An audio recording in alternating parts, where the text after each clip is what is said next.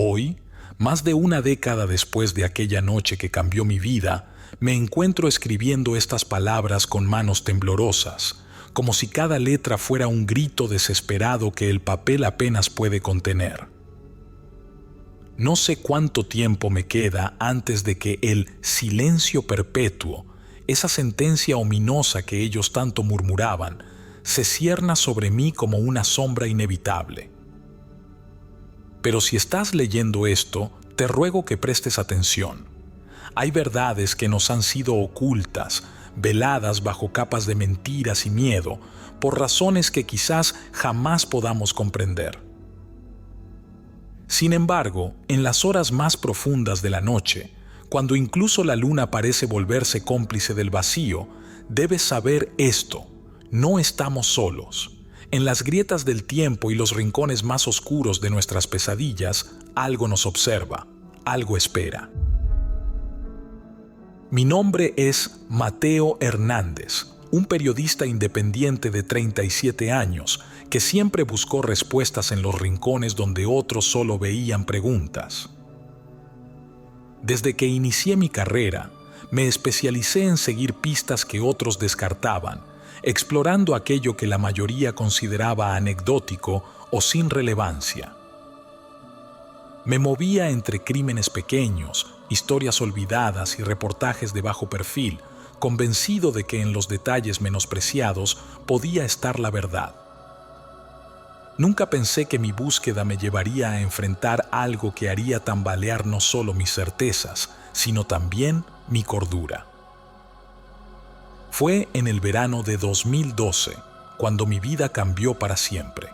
Recibí un encargo que, a simple vista, parecía poco más que una curiosidad local.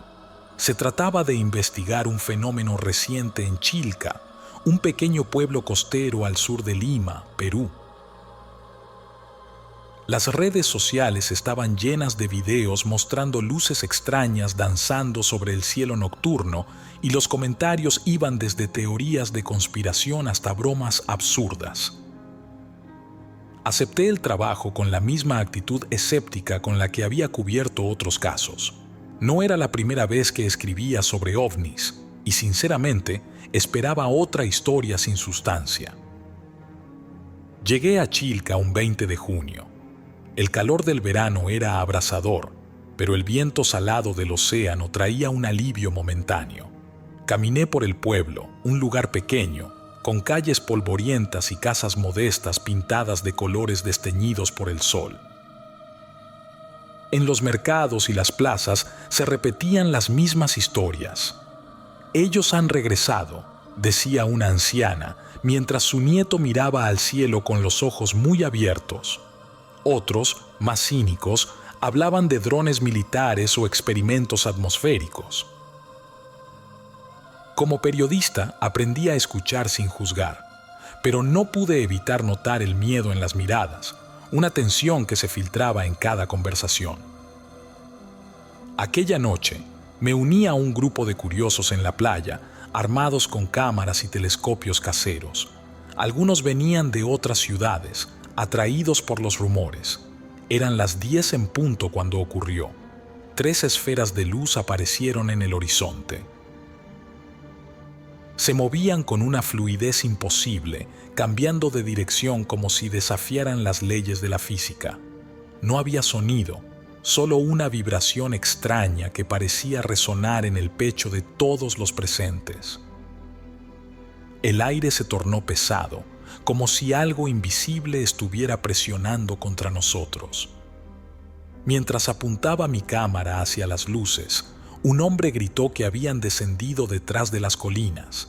La curiosidad fue más fuerte que el temor y decidí seguirlas. Mi instinto me decía que lo que estaba viendo no era un simple espectáculo de luces.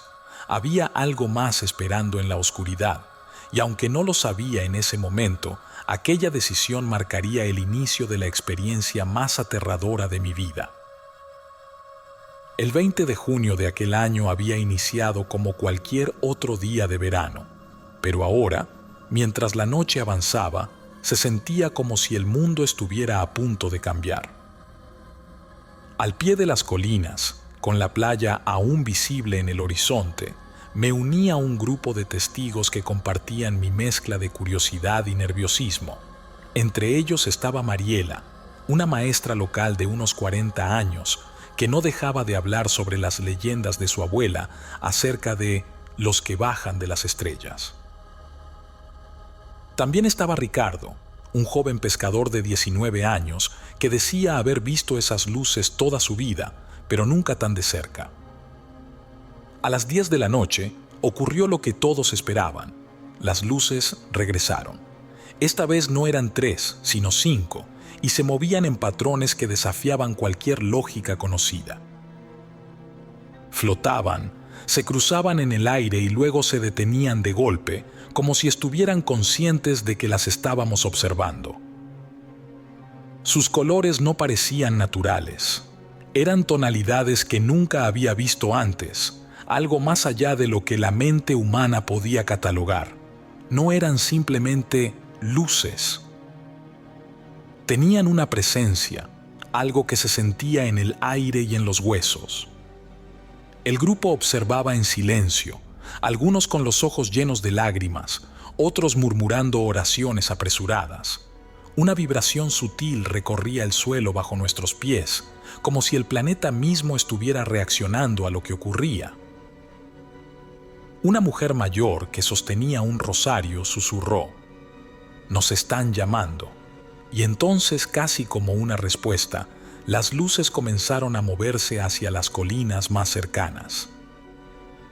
Sin pensarlo, comencé a seguirlas. Mariela y Ricardo se unieron a mí, aunque con evidente vacilación. Los otros, menos valientes, se quedaron atrás, susurrando advertencias que ignoré. A medida que nos adentrábamos en las colinas, el ambiente cambió. El aire se volvió más frío, algo anómalo para una noche de verano. El silencio era absoluto. No había viento, ni insectos, ni el sonido distante de las olas. Solo el crujir de nuestros pasos sobre la tierra seca rompía la quietud. Finalmente, llegamos a un claro que no parecía natural. Era como si alguien hubiera arrancado los árboles de raíz y aplanado la tierra con una precisión imposible. Las luces estaban allí, suspendidas a poca altura del suelo. En el centro del claro había una estructura que jamás había visto antes. Parecía un monolito metálico, completamente liso, pero lleno de símbolos que brillaban débilmente, como si fueran pulsos de energía. Mariela retrocedió, tropezando antes de desmayarse. Ricardo, temblando, me agarró del brazo y susurró: «Esto no es para nosotros, vámonos». Pero no podía moverme. Era como si una fuerza invisible me atara al suelo, obligándome a contemplar aquel objeto imposible. Contra mi mejor juicio, levanté mi cámara y comencé a grabar, intentando documentar cada detalle. Fue entonces cuando ocurrió algo que me dejó paralizado. Las luces del monolito comenzaron a intensificarse y el zumbido que antes sentía en el pecho se trasladó a mi cabeza, como si algo intentara perforar mis pensamientos. La última imagen que capturé fue de Ricardo alejándose corriendo, su figura desdibujada por el resplandor creciente. Luego, todo se volvió negro. Cuando abrí los ojos, la oscuridad me envolvía. Por un momento, no supe si estaba despierto o atrapado en algún sueño. El monolito seguía frente a mí, pero las luces habían desaparecido. Ricardo y Mariela no estaban por ningún lado.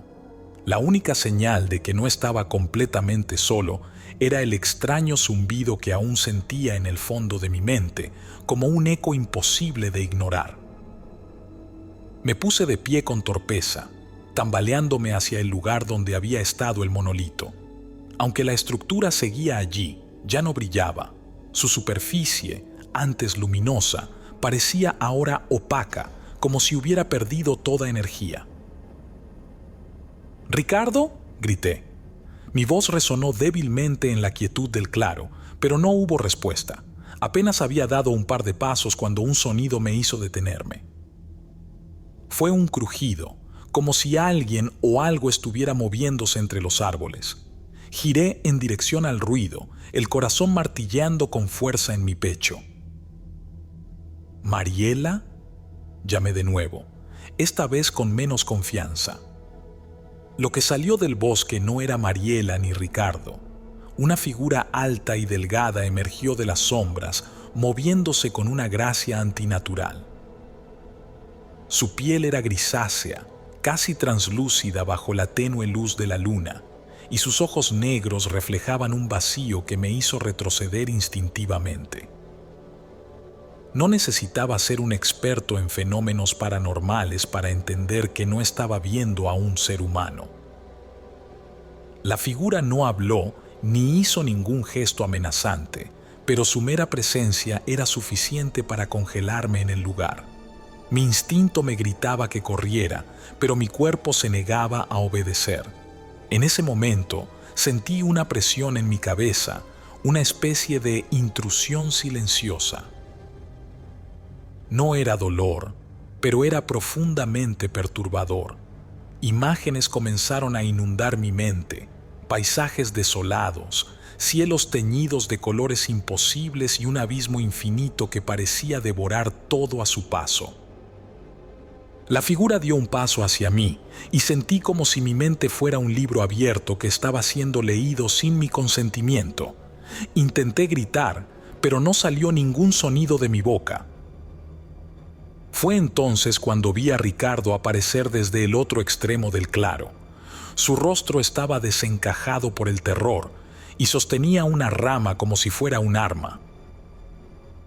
«¡Déjalo en paz!», gritó mientras corría hacia la figura.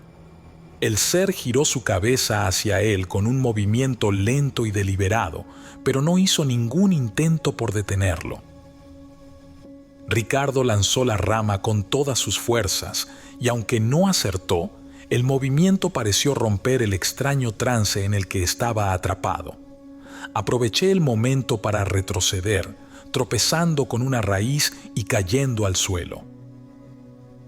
«Tenemos que irnos ahora», dijo Ricardo, jadeando mientras me ayudaba a levantarme. Miré hacia el lugar donde estaba el ser, pero ya no había nada.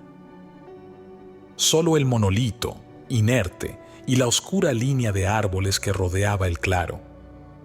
Ricardo y yo corrimos sin mirar atrás. Mientras descendíamos por las colinas, el aire parecía volverse más denso, y cada sombra entre los árboles me parecía una amenaza latente. Finalmente, llegamos al pueblo, exhaustos y sin aliento. Mariela estaba allí, inconsciente, pero viva. Los lugareños nos rodearon, sus miradas llenas de preguntas que no sabía cómo responder. Esa noche, me encerré en mi habitación del hostal y revisé mi cámara.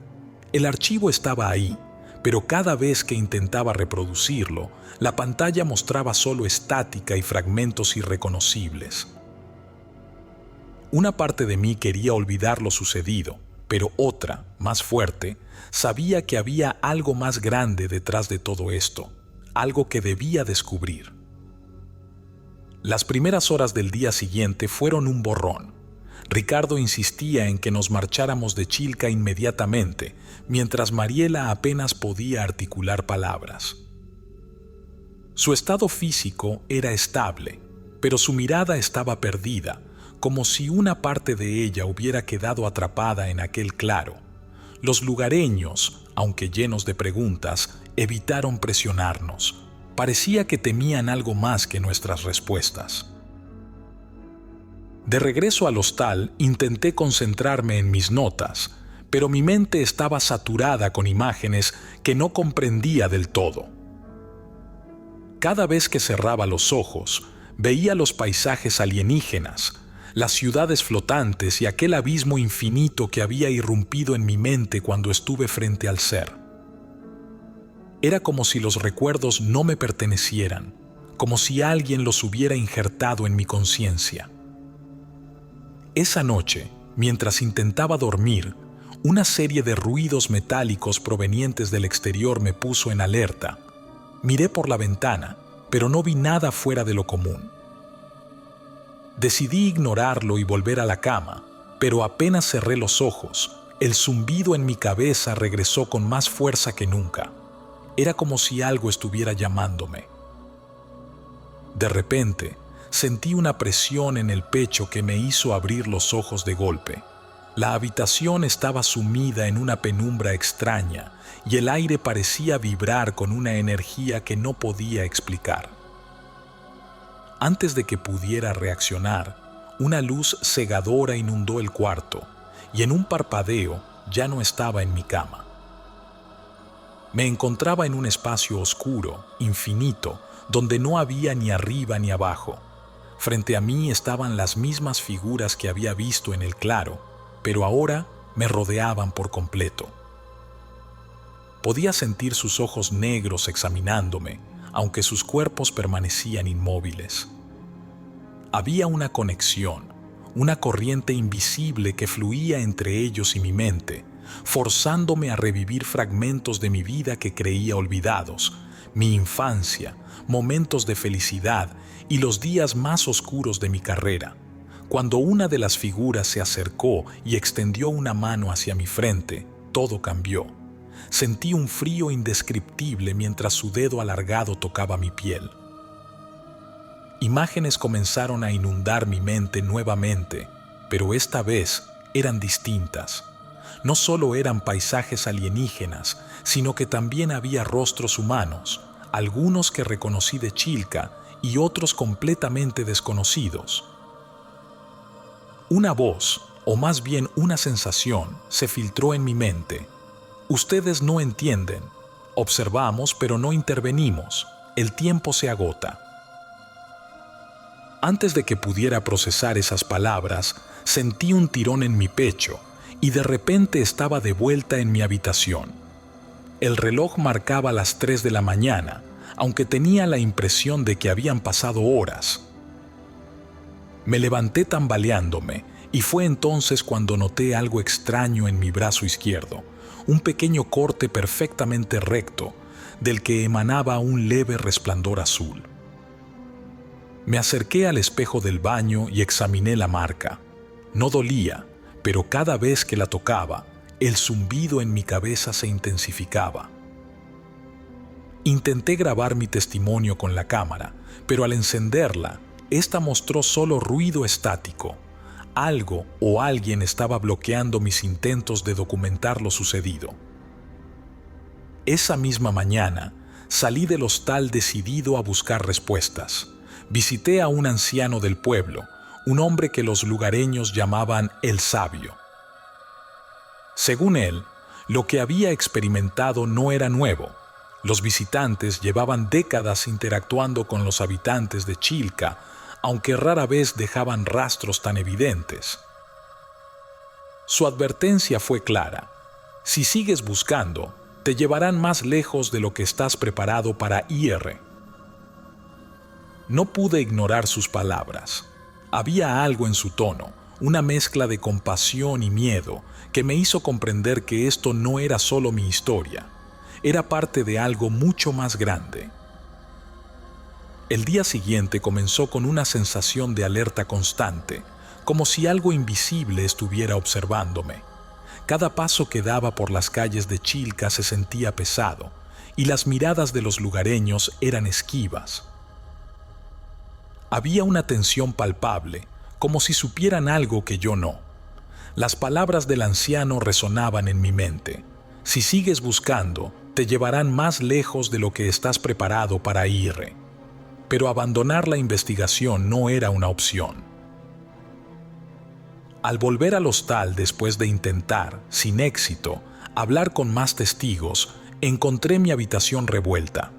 La cama estaba deshecha, mis notas desparramadas, y mi cámara, que había dejado sobre la mesa, no estaba. Sentí un escalofrío recorrerme la espalda. No había señales de fuerza en la cerradura, lo que significaba que quien lo había hecho tenía acceso fácil. Mientras inspeccionaba los daños, un pedazo de papel cayó de una de mis libretas. En él había una nota escrita con letra apresurada: esto no es para ti, vuelve a casa antes de que sea tarde. Mi respiración se aceleró y me asomé a la ventana, esperando ver algún indicio de quién había estado allí, pero las calles estaban desiertas. Esa noche, mientras revisaba las pocas notas que aún tenía, escuché un ruido en el pasillo del hostal. Era un sonido sutil, como si alguien arrastrara los pies. Me armé de valor y abrí la puerta, pero no vi a nadie. Decidí bajar al vestíbulo y al hacerlo, sentí la inconfundible sensación de ser seguido. Cuando llegué al primer piso, un hombre con un traje oscuro me esperaba. «Señor Hernández», dijo con una voz fría y controlada, «es mejor para todos que deje de buscar respuestas». «¿Quién es usted?», pregunté, tratando de mantener la compostura. «Alguien que intenta evitarle problemas», respondió. «Hay cosas que es mejor dejar en las sombras. Por su bien y el de otros, no continúe». Antes de que pudiera responder, se dio la vuelta y salió del hostal. Mi instinto me decía que no debía seguirlo, pero una parte de mí se negó a dejarlo ir sin más. Salí tras él, pero cuando llegué a la calle, ya no estaba. Las calles vacías no ofrecían pistas de hacia dónde había ido. Al día siguiente, mi investigación tomó un giro inesperado. Un grupo de turistas había encontrado unos círculos perfectos en las salinas cercanas. Me apresuré al lugar y lo que vi me dejó atónito. Eran formaciones enormes, trazadas con precisión geométrica, que parecían replicar los símbolos que había visto en el monolito. Algunos lugareños murmuraban oraciones, mientras otros fotografiaban el lugar. Mientras tomaba notas y analizaba los patrones, un segundo hombre de traje oscuro se acercó. A diferencia del primero, este tenía una presencia más intimidante. Se paró a mi lado sin decir palabra durante varios minutos, hasta que finalmente habló. «Esto no es un juego, señor Hernández. Váyase ahora». «¿Qué son estos círculos? ¿Qué están intentando ocultar?», le pregunté, tratando de mantenerme firme. «No es lo que importa», respondió. «Lo importante es que usted no lo descubra». Sin decir más, se dio la vuelta y se alejó, dejando tras de sí un aire de amenaza que no pude ignorar. Sabía que estaba acercándome demasiado a algo que no debía conocer, pero esa misma certeza me impulsó a continuar. Esa noche recibí otra nota en mi habitación. Se le advirtió: «No habrá otra oportunidad». Algo en el tono de esas palabras me dejó helado. No era solo una advertencia, era una promesa. El peligro era evidente, pero también lo era la necesidad de llegar al fondo de este misterio. ¿Quiénes eran esos hombres? ¿Qué relación tenían con las luces y los círculos? ¿Por qué estaban tan desesperados por ocultar la verdad? Lo único que tenía claro era que mi vida no volvería a ser la misma. Las salinas de Chilca eran un lugar extraño incluso en los días normales. La vastedad blanca del terreno parecía interminable, un mar sólido bajo el cielo despejado. Pero aquel día, la atmósfera era distinta. Los círculos, enormes y perfectamente trazados, parecían desafiar cualquier explicación racional. Había algo hipnótico en ellos, como si no estuvieran allí por casualidad. Mientras los observaba, no podía evitar pensar en el monolito y los símbolos que había visto en su superficie. Los patrones eran inquietantemente similares. Saqué mi libreta y comencé a tomar notas, midiendo los círculos con pasos y dibujando bocetos de los grabados, pero no tardé en notar que no estaba solo. A un lado del terreno, un grupo de turistas murmuraba entre ellos, algunos tomando fotografías. Sin embargo, más allá, al borde de las salinas, vi a dos hombres de traje oscuro observándome con atención. Eran diferentes a los que ya había encontrado, pero su postura y actitud dejaban claro que no estaban allí por casualidad. Me acerqué a uno de los turistas, una mujer joven que sostenía un mapa desgastado. ¿Vio algo más aparte de los círculos?, le pregunté. Ella asintió, con los ojos brillantes de emoción. Vi una luz anoche, justo aquí. Bajó del cielo y luego desapareció. Estoy segura de que los círculos aparecieron después de eso. Su relato confirmó mis sospechas, pero antes de que pudiera hacer más preguntas, los hombres de traje comenzaron a caminar hacia mí. Decidí alejarme del grupo, fingiendo estar distraído, y me dirigí hacia una formación rocosa cercana para evitar un enfrentamiento directo. Cuando creí haber escapado de su atención, escuché pasos detrás de mí. Al darme la vuelta, uno de ellos estaba allí. Su expresión era impenetrable, pero su mensaje fue claro. Se le advirtió, señor Hernández, esto no es un asunto para usted. ¿Quiénes son ustedes? ¿Qué están intentando ocultar?, exigí, aunque mi voz temblaba. El hombre se limitó a sacudir la cabeza. Usted no entendería, pero le aseguro que no quiere saberlo. Antes de que pudiera replicar, se alejó, dejándome con más preguntas que respuestas. Al regresar al hostal, encontré a Ricardo y Mariela esperando por mí. Ricardo tenía una expresión de alivio al verme, pero Mariela parecía más inquieta que nunca. «Te están siguiendo», dijo, con un tono que era más afirmación que pregunta.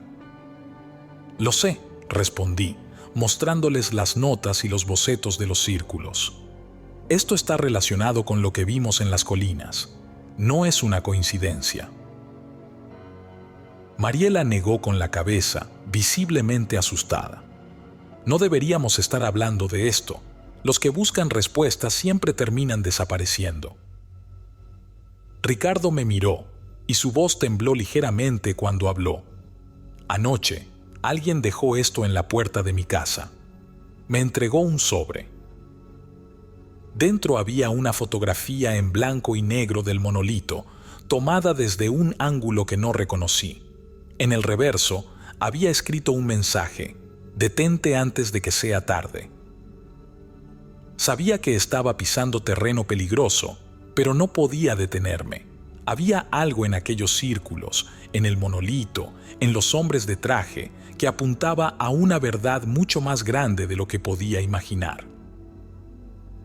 Esa noche, mientras intentaba ordenar mis pensamientos, escuché un golpe en la ventana de mi habitación. Cuando la abrí, no había nadie, solo un pedazo de papel doblado en el alféizar con un mensaje escrito a mano: «El silencio no es opcional». Era evidente que estaba en una encrucijada. La verdad estaba cerca, pero cada paso hacia ella me alejaba de la seguridad. La mañana siguiente, algo en el ambiente me hizo sentir que todo estaba a punto de llegar a su punto crítico. Chilca ya no era solo un pequeño pueblo costero. Se había convertido en un nudo de tensión donde el miedo, el misterio y las amenazas invisibles se entrelazaban. Sabía que me estaba quedando sin tiempo. Las advertencias eran claras, pero la necesidad de entender superaba al instinto de supervivencia. Ricardo y Mariela se habían marchado durante la noche. No los culpaba. Ellos no habían pedido estar en esto, y sabía que, de quedarse, corrían el mismo riesgo que yo. Antes de irse, Ricardo me dejó un último mensaje: «Mateo, esto no es para nosotros. Si sigues, estarás solo». Esa misma tarde, decidí regresar a las colinas. Algo me decía que todo había comenzado allí, y que allí debía terminar. Llevé mi cámara, mi libreta y poco más. Mientras ascendía, noté que el aire se volvía más pesado, como si cada paso me acercara a un lugar que no pertenecía a este mundo. El claro estaba tal como lo recordaba, pero algo había cambiado. El monolito había regresado, y esta vez brillaba con una intensidad que casi dolía mirar. Me acerqué lentamente, sintiendo el zumbido familiar en mi mente. Todo en mí gritaba que diera la vuelta, que me alejara, pero no podía. Algo en ese momento era inevitable. De pronto, el aire se llenó de una luz cegadora y me encontré nuevamente en el espacio oscuro donde había estado antes. Las figuras estaban allí, observándome con sus ojos negros insondables. Esta vez, no intentaron buscar en mi mente. En cambio, una de ellas habló, o más bien, su voz resonó directamente en mi cabeza. Advertimos, observamos, pero ustedes no escuchan. ¿Qué quieren de nosotros?, pregunté, mi voz temblando tanto como mi cuerpo. No queremos nada, pero el tiempo se agota. Sus acciones tendrán consecuencias más allá de lo que entienden. Antes de que pudiera preguntar más, las imágenes comenzaron nuevamente. Un planeta devastado, cielos oscuros y una humanidad atrapada en el caos. Era un futuro, o tal vez un presente alterno. Sentí una desesperación abrumadora, como si todo estuviera fuera de control. Cuando desperté, estaba tirado en el claro. El monolito había desaparecido una vez más, pero ahora algo estaba diferente en mí. Mi brazo, donde antes había estado la marca luminosa, ahora estaba completamente limpio, pero en mi mente las palabras seguían resonando. El tiempo se agota. De regreso en Lima, intenté publicar mi historia, pero ningún medio la aceptó. Mi cámara, que creía llena de pruebas, estaba vacía. Las grabaciones se habían borrado de alguna manera, como si nunca hubieran existido. Recibí llamadas anónimas, mensajes crípticos, y mi correo fue invadido con amenazas. Era claro que alguien o algo no quería que esta historia viera la luz. Meses después, supe que otros testigos también habían desaparecido o se habían quedado en silencio. Incluso Ricardo y Mariela se habían esfumado, dejando atrás solo rumores de que habían sido llevados. Ahora, todo lo que me queda son recuerdos difusos y una certeza que no puedo ignorar. No estamos solos, y lo que sea que haya allá afuera está dispuesto a hacer lo que sea necesario para asegurarse de que nunca lo sepamos.